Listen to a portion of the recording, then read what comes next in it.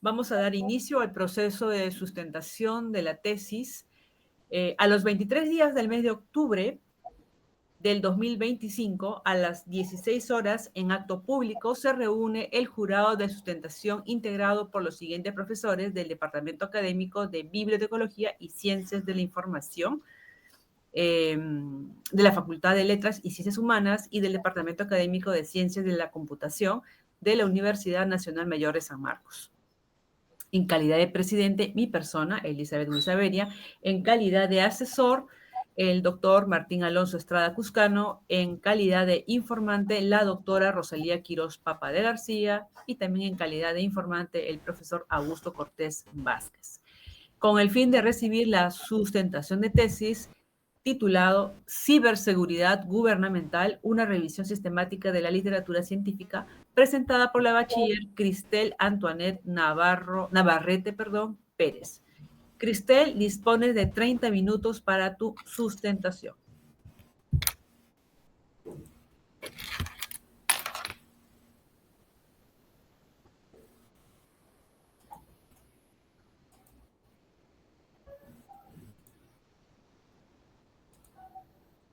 Buenas tardes. ¿Se puede ver claramente en la presentación?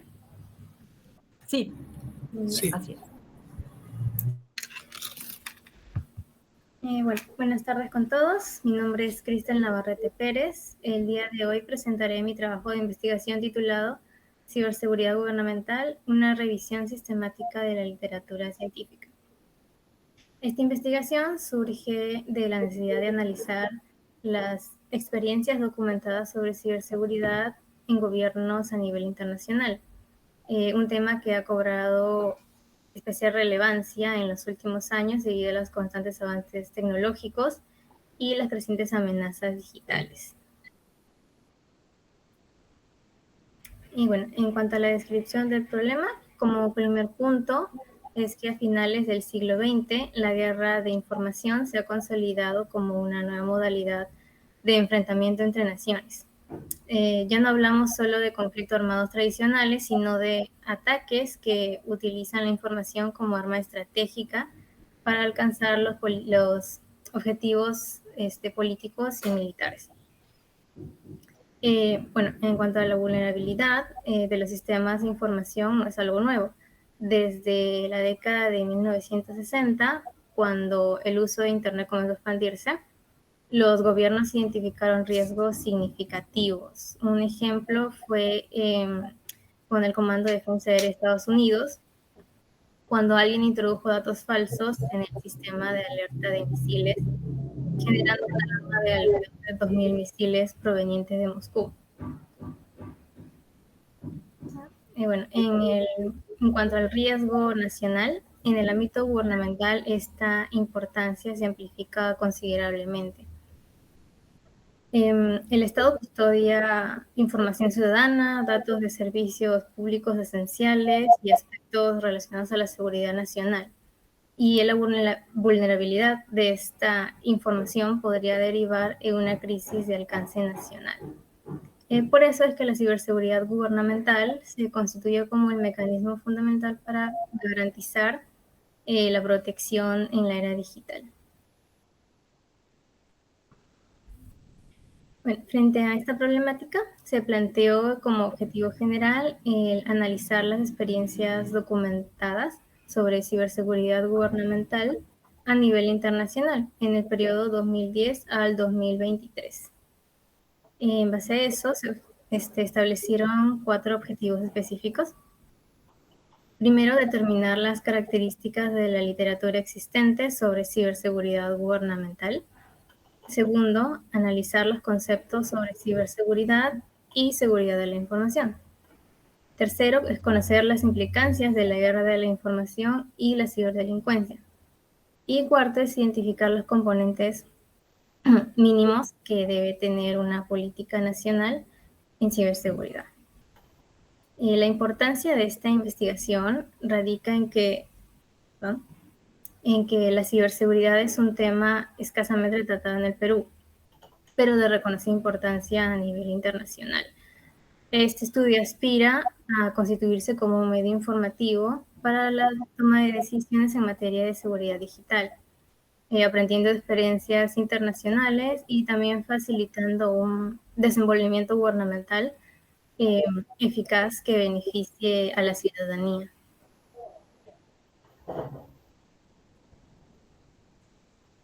Respecto a los hallazgos y limitaciones de la investigación, el presente trabajo proporciona información sistematizada acerca de la literatura existente sobre ciberseguridad gubernamental. En cuanto a los límites establecidos, recolectamos documentos correspondientes a los años 2010-2003, como ya mencioné. Y bueno, a pesar de la amplitud del periodo, considero que los resultados fueron satisfactorios. Dado que las referencias sobre ciberseguridad son extensas, fue necesario implementar estrategias específicas para seleccionar exclusivamente aspectos relacionados con la ciberseguridad en el ámbito gubernamental, excluyendo enfoques técnicos y empresariales. Los tipos documentales que conforman esta muestra de artículos científicos son libros especializados, memorias de conferencias, documentos de políticas nacionales también. Esta diversidad de fuentes nos proporciona una perspectiva más integral del tema de investigación. Sobre los antecedentes encontrados, a nivel internacional encontramos dos en América Latina. En Ecuador, Chisa y Zurieta del 2020 propusieron una estrategia nacional de ciberseguridad que articula esfuerzos de diferentes organizaciones nacionales con apoyo internacional. También reconocieron las limitaciones tecnológicas del país. En Argentina, Albarracín en 2019 desarrolló su tesis doctoral sobre inteligencia nacional y estrategia de ciberseguridad, destacando que Argentina es uno de los países de la región con mayor actividad cibernética criminal. A nivel nacional, la investigación es más amplia, pero no tanto en el ámbito gubernamental.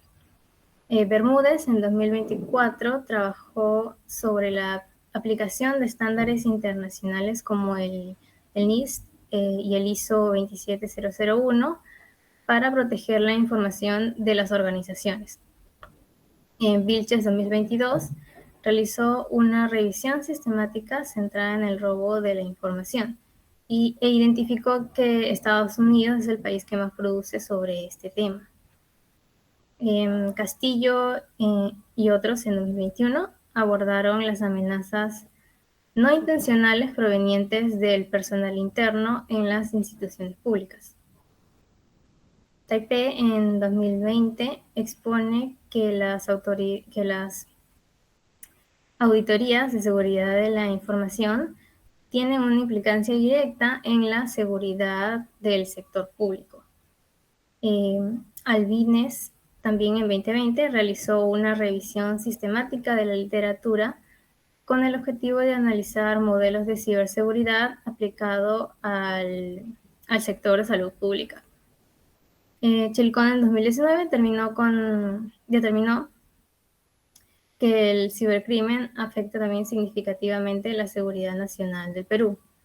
Y por último, Villar en 2019 también expone que los ciberataques tienen implicancias en el curso político y económico de un país, además también de afectar psicológicamente a la población.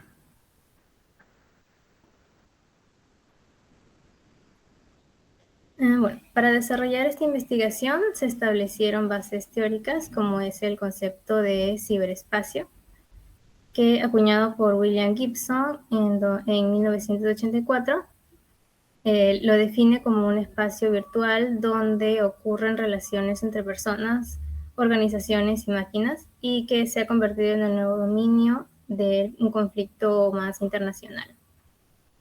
También abordamos lo que es el gobierno digital, que no es solo tecnología, sino un mecanismo de política pública que permite a los ciudadanos el acceso rápido a la información y los servicios.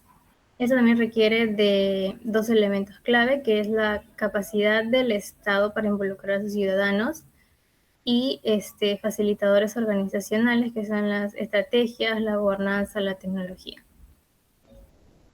En cuanto a la seguridad ciudadana, también como la protección de derechos básicos ligada directamente a la confianza que los ciudadanos tienen con su gobierno. Y también distinguimos entre información pública y privada, que según nuestra legislación, toda información estatal se presume pública, salvo 8 excepciones, que especifican que protegen la intimidad personal, la seguridad nacional y otros aspectos que consideran críticos. Para el análisis de los documentos se establecieron 3 categorías principales y cada una tiene sus subcategorías.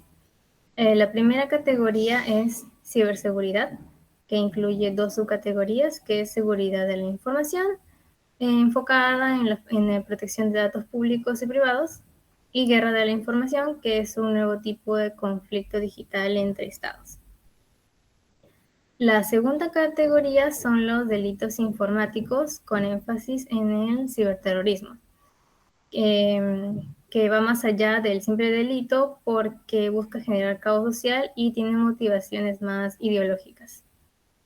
Y la tercera categoría son las políticas nacionales, donde analizamos la seguridad nacional y cómo esta se vincula directamente con la ciberseguridad.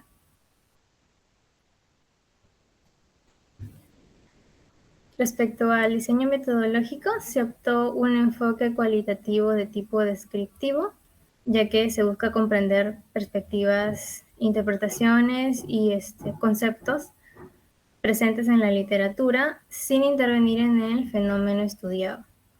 El diseño que utilicé fue la revisión sistemática, también conocida como Systematic Review.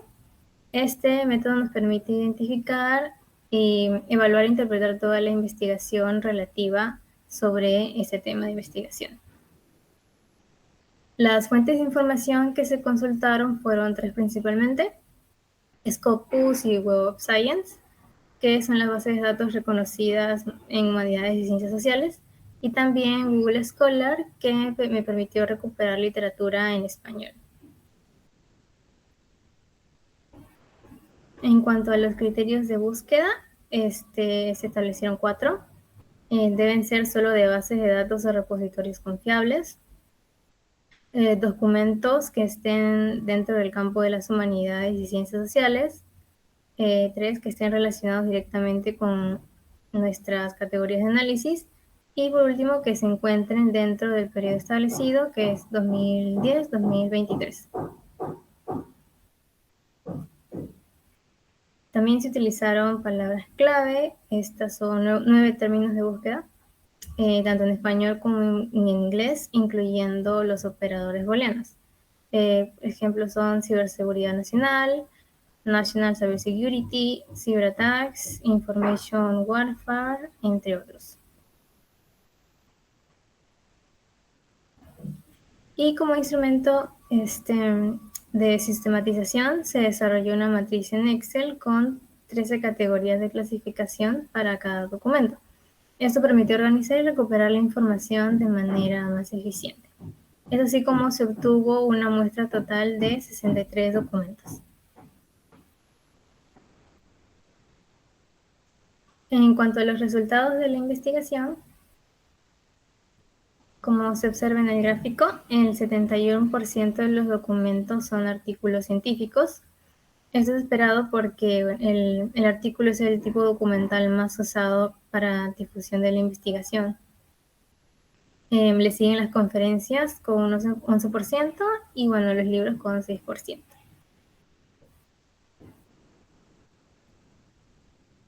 En cuanto al país de origen, Estados Unidos lo lidera con 22%, seguido de Reino Unido con 16%. También encontramos la producción significativa en Perú, Chile, España, China también, y gran variedad en países de Europa, Asia y América Latina. En cuanto al idioma, predomina el inglés con más de 69%, seguido por el español con más de 28% y un documento en ruso que corresponde al 1.6% del total. En cuanto a las bases de datos, se recolectó la información principalmente de Scopus con 54%, seguido de Google Scholar con 32%. En menor cantidad fueron de Web of Science y el portal de Alicia.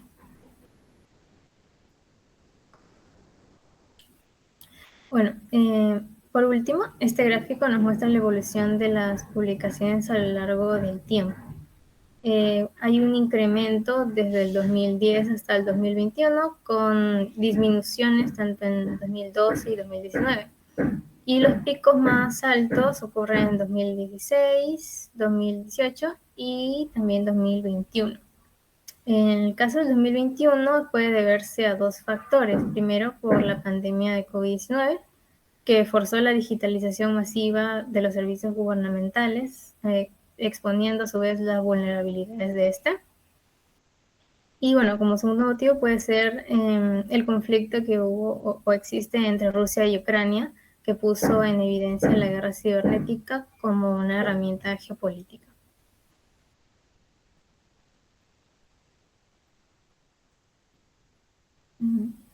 En cuanto al análisis teórico conceptual, bueno, uno de los hallazgos más importantes es que no existe precisamente un consenso internacional sobre qué es exactamente la ciberseguridad. Por ejemplo, la Unión Internacional de Telecomunicaciones la define como el conjunto de herramientas políticas, tecnológicas y acciones que protegen el entorno cibernético. La ONU enfatiza en esta las estrategias y medidas para identificar vulnerabilidades y proteger la información. Diversos autores académicos también proponen sus propias definiciones, enfocándose también en la creación de herramientas de evaluación, medidas preventivas o protección de las infraestructuras. Sin embargo, la mayoría está de acuerdo en tres conceptos fundamentales acerca de la ciberseguridad.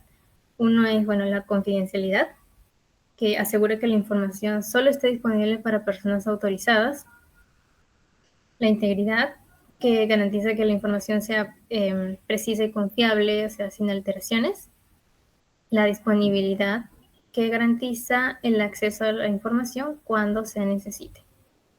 E igualmente, esta falta de consenso internacional tiene consecuencias. Cada país define la ciberseguridad según sus propios intereses geopolíticos, lo que genera una desigualdad en la protección de los datos entre naciones, y eso también dificulta la cooperación internacional.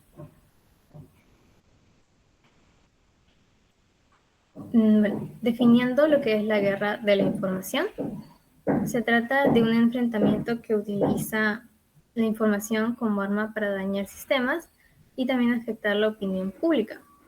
Entre sus características principales es que opera sin fronteras físicas, tiene bajo costo pero alto impacto, es difícil de atribuir las responsabilidades y también causa más daño psicológico que físico. Un ejemplo de esto es el caso de Rusia y Ucrania, en que Rusia ha realizado ataques sistemáticos a la infraestructura digital ucraniana, a pesar de que Ucrania cuenta con mecanismos para la seguridad de información, su ciberespacio sigue siendo vulnerable a estos ataques. Y Rusia mantiene sus sistemas relativamente protegidos mediante leyes que restringen la influencia informativa occidental sobre su población. Esto puede ir en contra de los principios democráticos, pero desde su perspectiva es defensa nacional.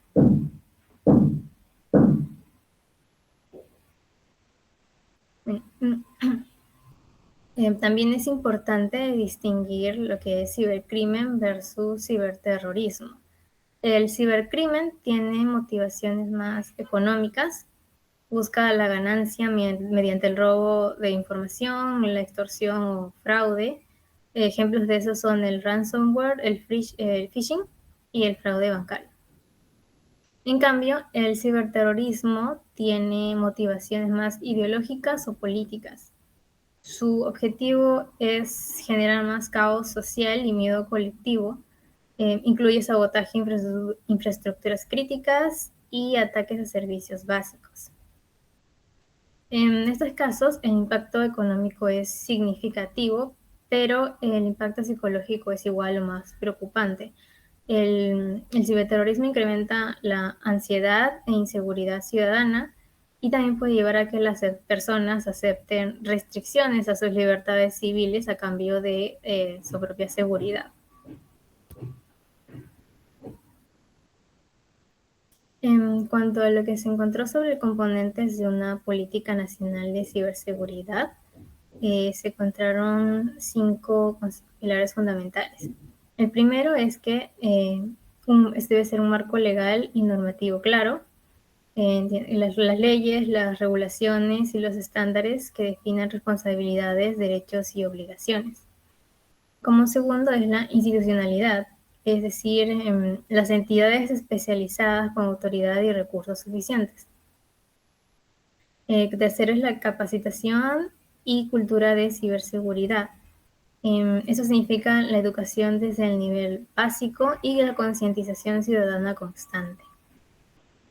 Como cuarto es la infraestructura técnica y robusta, sistemas de detección y respuesta a incidentes, preferiblemente usando la inteligencia artificial y el machine learning.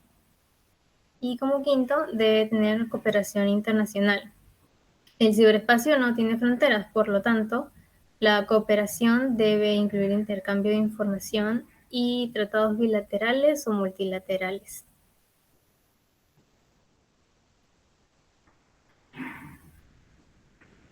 En cuanto a los modelos internacionales que existen, bueno, Estados Unidos tiene un enfoque centrado en seguridad nacional, con agencias especializadas como la Agencia de Seguridad Nacional y el Departamento de Seguridad Nacional, y también tiene una fuerte cooperación público-privada.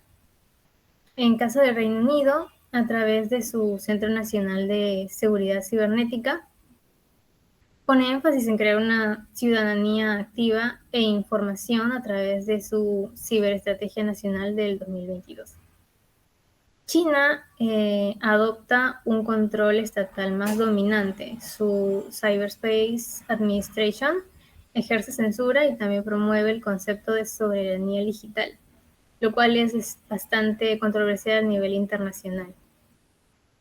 Rusia también integra múltiples leyes y agencias. Su concepto de ciberseguridad, seguridad de la información, es más amplio que el occidental e incluye aspectos de propaganda y control de narrativas.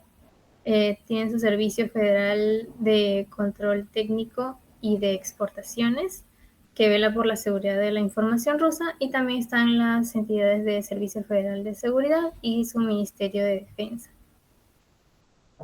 En América Latina, la situación es diferente, la codificación es más fragmentada, aunque hay esfuerzos importantes también en la capacitación. Por ejemplo, Chile, que se destaca por tener una política nacional de ciberseguridad desde 2017. En este sentido, cada país adapta su enfoque según su realidad económico, político y también cultural.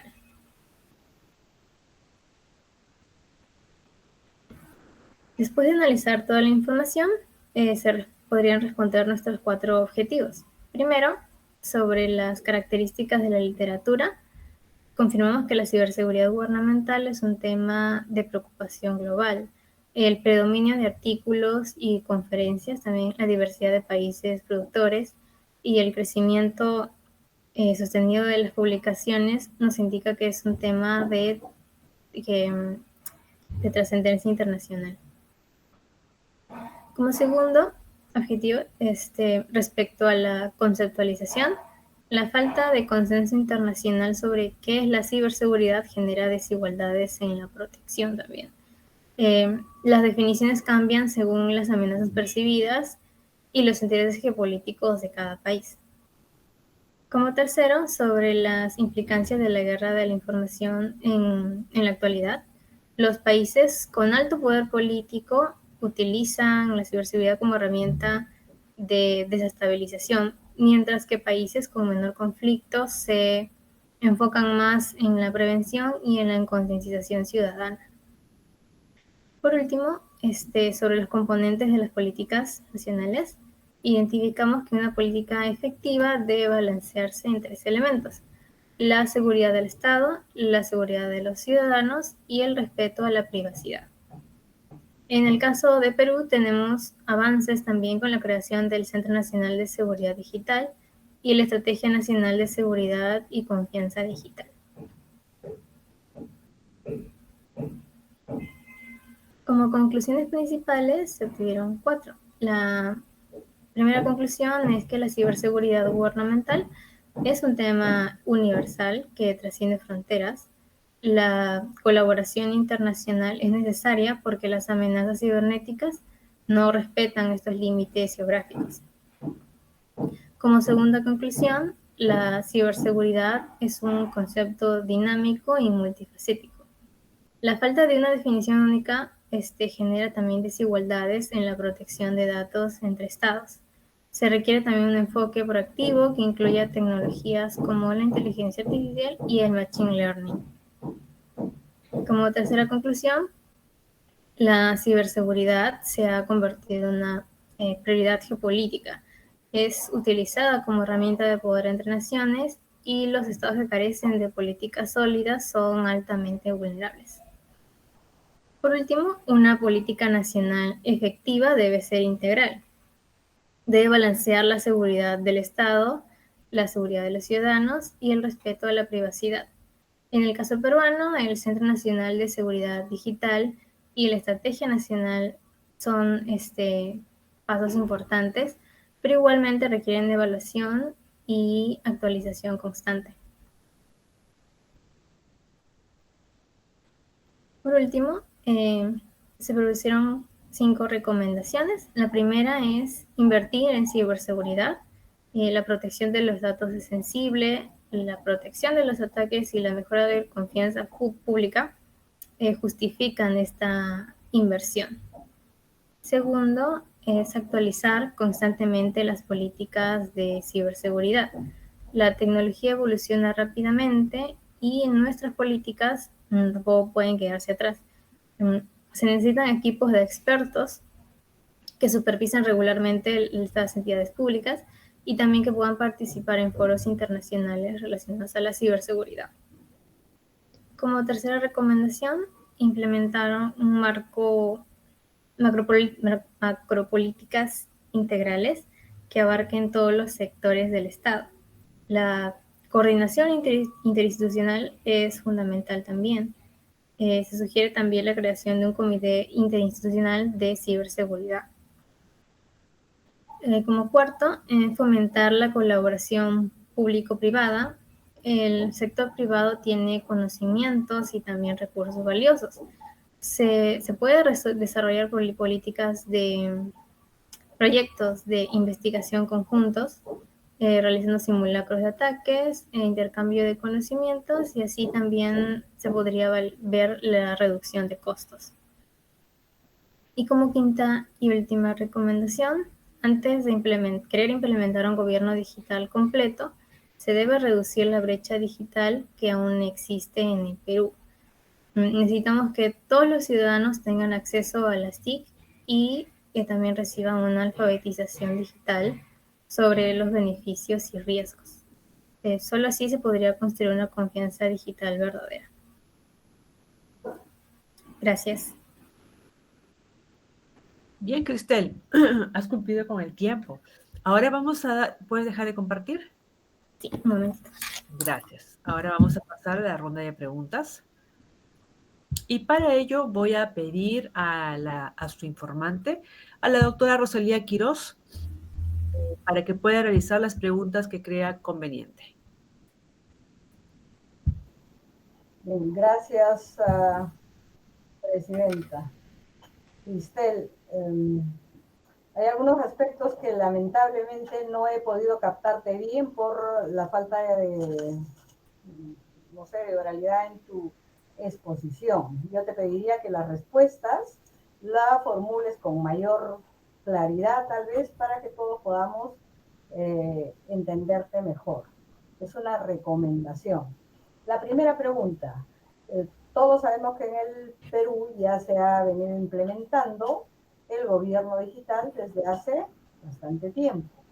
Entonces, dinos un poco en qué etapa de la implementación de este gobierno digital nos encontramos y cuál es su relación con la ciberseguridad, que es el tema que has desarrollado.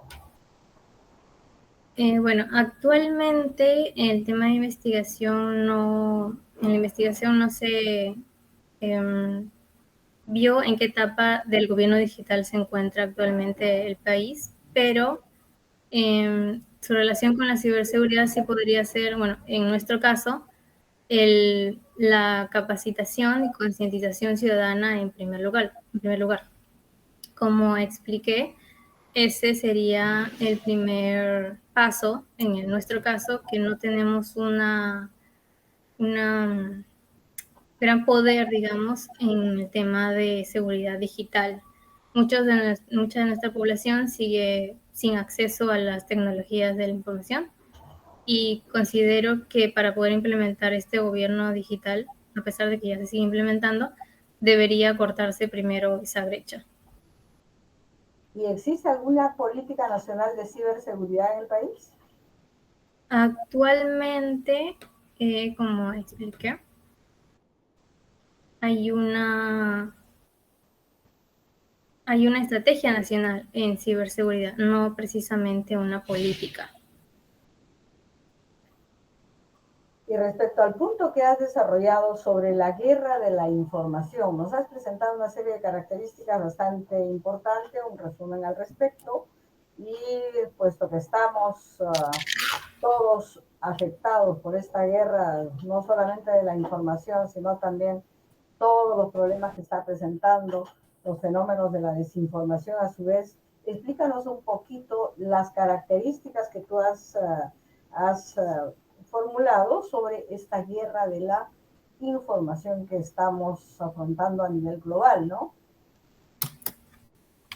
Bueno, ya, como expliqué en la diapositiva también, la guerra de la información no tiene unas fronteras exactamente. Como yo estoy aquí, puedo, digamos, hackear algún sistema de información de otro país con mucha más tecnología, obviamente. Eso es lo que implica que no tenga ninguna frontera.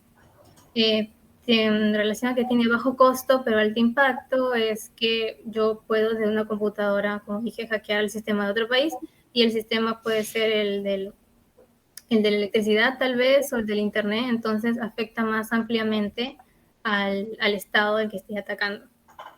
También es difícil atribuir las responsabilidades de la mayoría son de anónimos, puede ser de gente simplemente que esté. Hay casos de gente que simplemente estuvo jugando con la computadora solo para probar un punto. También pueden ser los llamados ciberterroristas de otros estados que son pagados para vulnerar los servicios de otro país. Y en cuanto a qué causa más daño psicológico que físico, es que, bueno, no tiene consecuencias, digamos, tan negativas en cuanto a las personas. No hay muertes, por así decirlo, sino que se vulneran los sistemas. Por ejemplo, se va la luz de la casa en todo un país, entonces las personas se quedan bastante asustadas, porque eso asusta. Si pueden quitar la luz, pueden quitar el internet, pueden quitar prácticamente todos los servicios básicos con una computadora. Esas son las características. Y lo que también me pareció bastante ilustrativo es este cuadro que presentaste, y tal vez lo amplíes un poco mejor, un tanto el paralelo o la diferencia que hiciste entre lo que viene a ser los ciberdelincuentes, que son sumamente difíciles incluso de detectar y de prevenir, y el ciberterrorismo. A ver, un poco nos explicas al respecto de ese paralelo y las características y diferencias, ¿no? Claro, bueno, el cibercrimen tiene implicancias más económicas. Digamos que yo o alguien vulnere el sistema de otra persona, no necesariamente de un país, sino de una persona, sus cuentas bancarias o cierta información que es confidencial. Entonces, en el cibercrimen, para devolver esa información que necesitan, piden dinero a cambio para devolverlo. En cambio, en el ciberterrorismo, como en el terrorismo convencional, la motivación es más ideológica o política, ¿no? En este caso sí se interviene más masivamente en los estados, como el caso de Rusia y Ucrania. Rusia, al vulnerar los sistemas de Ucrania, no son las motivaciones económicas necesariamente, sino más políticas o territoriales. ¿Y alguna otra característica además de ese aspecto? Pueden ser las causas, no, los medios por el que se hacen. Por ejemplo, como expliqué, el ransomware o el phishing son, digamos, virus que uno envía estos correos que son phishing. Uno dice, aprieta este link para poder cambiar tu contraseña u otra cosa, ¿no? Entonces, desde ahí se roban la información en el cibercrimen. En cambio, el ciberterrorismo no necesariamente aplica esto, y si lo aplica, el daño es más masivo. Por ejemplo, una persona que trabaja en el sector público es víctima de phishing, pero no de un cibercriminal, sino de un ciberterrorista. En este caso, sí se infiltran más en el aspecto digital de la entidad a la que estén queriendo vulnerar. Muy bien, muchas gracias, Cristel. He terminado, señorita presidenta, gracias. Muchas gracias por las preguntas. Bien, ahora vamos a dar pase al profesor Augusto Cortés Vázquez, que en su calidad de informante puede realizar las preguntas que crea conveniente. Muchas gracias. ¿Se me escucha bien? Sí, muy bien. Ya, gracias. Bueno, me parece interesante el tema que ha abordado la señorita Cristel. Yo quería preguntarle, cuando se refiere a la seguridad gubernamental, ¿no? Esto digamos que se ha convertido en una prioridad estratégica para las naciones, sobre todo en la era digital. Ahora, los gobiernos se enfrentan a amenazas cibernéticas cada vez más sofisticadas, ¿no? Que ponen en riesgo la seguridad nacional, la privacidad también ciudadana y la continuidad. Ahora, frente a este escenario se plantean algunos desafíos. Por ejemplo, que existe un equilibrio entre la seguridad nacional y los derechos ciudadanos. ¿Qué puede comentar sobre este equilibrio entre seguridad nacional y derechos ciudadanos, señorita? Bueno, en primer lugar, sí se debería no vulnerar los derechos ciudadanos, pero sí capacitarlos y concientizarlos acerca de lo importante que es la información, tanto suya propia como la del Estado. Entonces, en este caso, el Estado debería sí implementar, como dije en primera instancia, estas capacitaciones, no solo vulnerar la privacidad de la gente, sino identificar cuáles pueden ser las causas de que se vulneren su privacidad y decírselo a la gente, o sea, capacitarlas en ese sentido, de cuáles son los peligros, cuáles son los beneficios también de que su información, bueno, de que su información pueda ser vulnerada. Bien, de acuerdo a tu informe, tú mencionas que una política de seguridad se debe basar en tres cuestiones: la seguridad del Estado, la seguridad de los ciudadanos y el derecho a la privacidad también. Pero señalas que esto es complicado.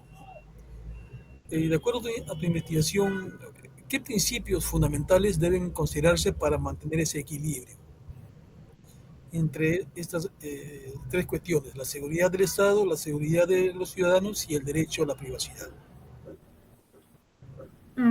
Bueno, el principio fundamental, claro, es la privacidad de las personas. En nuestra Constitución está claramente dicho que toda persona tiene derecho a la privacidad. Sin embargo, también esto puede afectar, como en algunos otros casos, puede vulnerar también los estados dependiendo de cada persona también. Sí, bueno, básicamente es eso, la privacidad, la seguridad del Estado también. Bien, eh, finalmente tú en tus recomendaciones mencionaste que hay para implementar un plan de transformación digital, digamos, en el Estado, como que hay una brecha digital, ¿no? Hay mucha desigualdad Ujú. en la población, digamos. Y esto se debe, digamos, de alguna forma a lo que se maneja un concepto que es la injusticia epistémica, ¿no? O sea, no toda la población conoce, ¿no? O tiene esa capacidad de manejar conceptos o interpretar lo que es interpretabilidad sobre ciberseguridad, cibercrimen y todos esos conceptos. Eh, ¿Cómo se puede eh, manejar eso de la injusticia epistémica, injusticia en el conocimiento de lo que es ciberseguridad, el tema que tú estás tratando? Claro, sería concientizar a la población, sin embargo, si éstas no tienen acceso a las tecnologías de la información, concientizarlas acerca de la ciberseguridad tampoco sería muy fructífero. Entonces, para romper la brecha digital se tendría que invertir en tecnologías de la información, que la gente tenga acceso a estas y también solo así podrían entender mejor qué es la ciberseguridad y el cibercrimen, la ciberguerra y varios conceptos que son importantes hoy en día. Porque no es lo mismo, ¿no? Tal vez una persona que viva en una comunidad de la Uh-huh. selva o de Puno o en la ciudad no conoce o no maneja esos conceptos Uh-huh. de igual forma. O sea, como que falta esa capacidad de interpretar conceptos o incluso conocerlos, ¿no? Entonces, en ese sentido, habría que ver cómo se rompe esa brecha digital. Gracias, es todo lo que quería preguntar. Muchas gracias. Bien, profesor Augusto, ahora en mi calidad de presidenta voy a hacer algunas preguntas, Cristel. Bien, a ver, dentro de la revisión de la literatura, revisión sistemática de la literatura que tú has recogido, por lo menos se ve, hay dos elementos claves en el cual tú has traído a colación. En el tema de la participación del Estado, la participación de la empresa, pero ¿qué hay con la participación de la academia? ¿Por qué en la revisión de la literatura no traes informes o no has encontrado informes sobre la academia o las universidades? No, en ese aspecto de la participación de la academia no hay información que haya encontrado, más es la participación del gobierno, como digo. En el caso de la academia solo sería, bueno, crear artículos, documentos para traer este tema más a colación. Ya. Mira, te pongo en autos un detalle interesante que nos ha pasado a nosotros esta semana.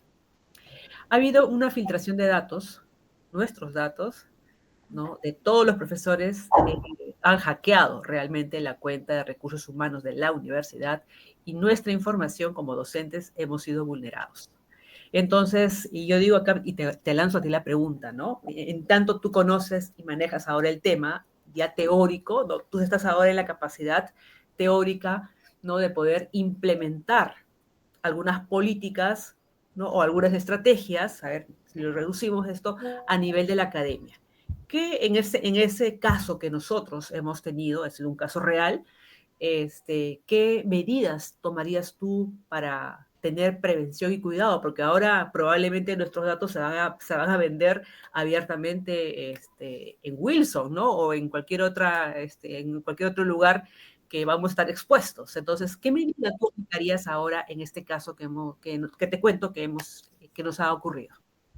Claro, como primera medida sería en primer lugar, identificar qué datos fueron los que han sido robados. Luego, para evitar que vuelva a suceder esto, también son las capacitaciones a los profesores o el personal que trabaja en la universidad para saber qué es lo que ha pasado en primer lugar. Tal vez sufrieron el tipo de phishing con el robo de información o fue otro tipo de modalidad también. Entonces, en primera instancia es eso, el concientizar más al personal que trabaja en la universidad. Y como último, pero esto sí requiere mayor inversión, es buscar algún software de ciberseguridad que pueda implementarse en la universidad.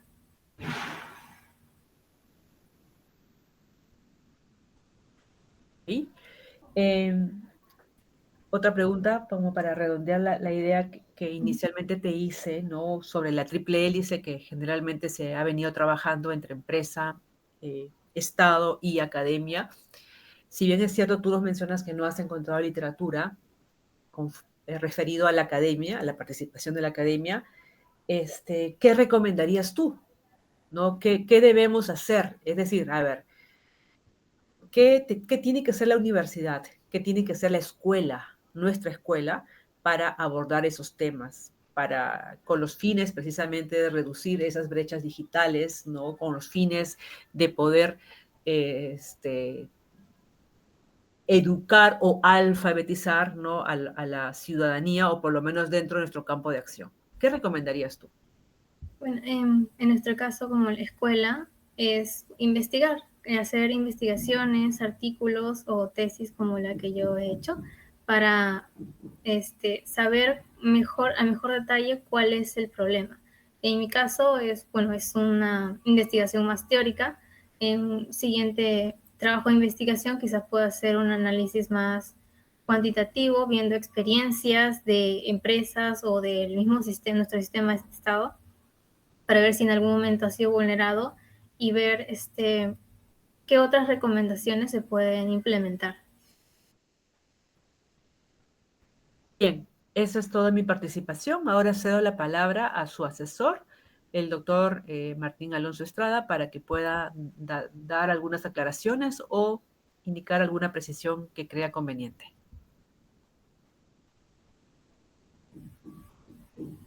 Su micrófono está apagado. No se le escucha. Muchas gracias, señora presidenta. Sobre todo quería aclarar algunos puntos relacionados con la guerra de información que sí compete directamente, y es básicamente la posibilidad de tener el control de la información o de la desinformación para tener una preponderancia sobre el enemigo, ¿no? Ya hemos visto claramente con la guerra de Rusia-Ucrania cómo funciona esta guerra de información, ¿no? Primero, demonizar al líder extranjero. Segundo, demonizar, decir que la guerra es inevitable. Y tercero, demonizar a los pueblos, ¿no? Y ya hay, por ejemplo, Putin señala que los que están en el lado de Ucrania son nazis, ¿no? Entonces, la preponderancia en el manejo de la información es parte de las estrategias de la guerra de información. Y se ha vuelto imprescindible porque ahora con la inteligencia artificial ya hay los bots y todo esto generan tendencias en términos de información, desinformación, les llamo yo.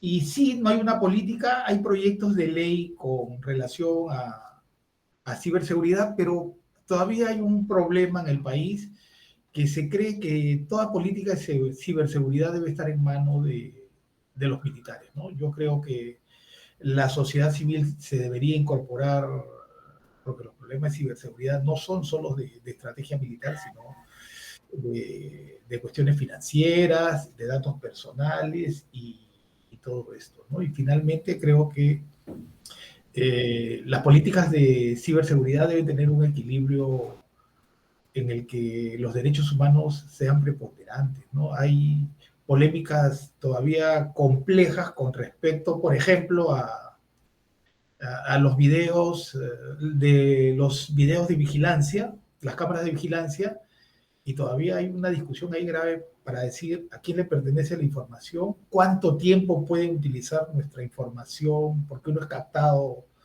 permanentemente, y cómo saber que alguien tiene nuestra información en sus manos, especialmente las entidades del Estado. Eso es una cuestión muy, pero muy delicada, y a pesar de que la tecnología trae beneficios, pero también creo que a partir de la tecnología los derechos fundamentales se están vulnerando permanentemente. Y por eso les pongo solo el ejemplo de la videovigilancia, ¿no? Que es un aspecto complejo y que el que todavía hay discusiones, ¿no? O sea, debe prevalecer la seguridad o la privacidad de las personas. Eso es, hay una casuística amplia que se puede revisar, pero sí, están en conflicto estos dos componentes para llevar a cabo una política integral de ciberseguridad, ¿no? Muchas gracias. Quería aclarar sobre estos puntos. Perfecto, bien. Muchas gracias, Cristel. Te pedimos, por favor, que te puedas retirar del enlace.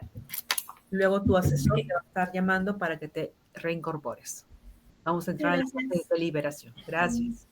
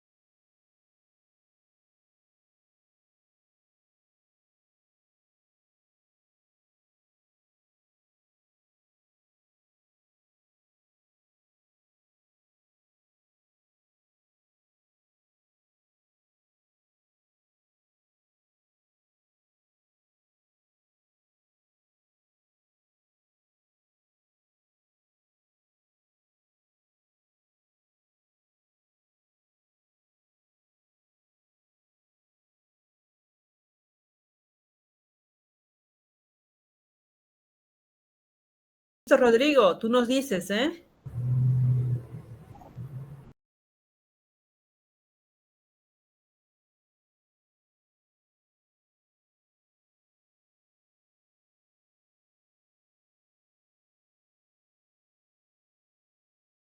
Ok, listo. Entonces empezamos para mencionar que la tesis de ciberseguridad gubernamental, una revisión sistemática de la literatura científica presentada por la bachiller Cristel Antoinette Navarrete Pérez, concluida la sustentación, el jurado procedió a la calificación con el siguiente resultado.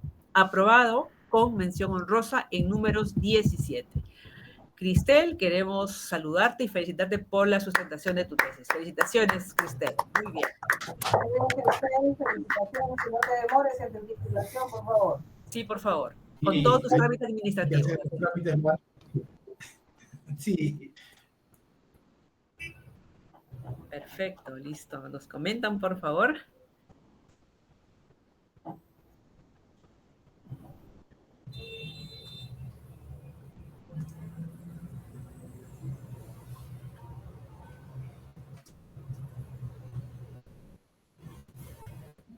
Se perdió la gente de imagen. Rodrigo, ¿estás por ahí?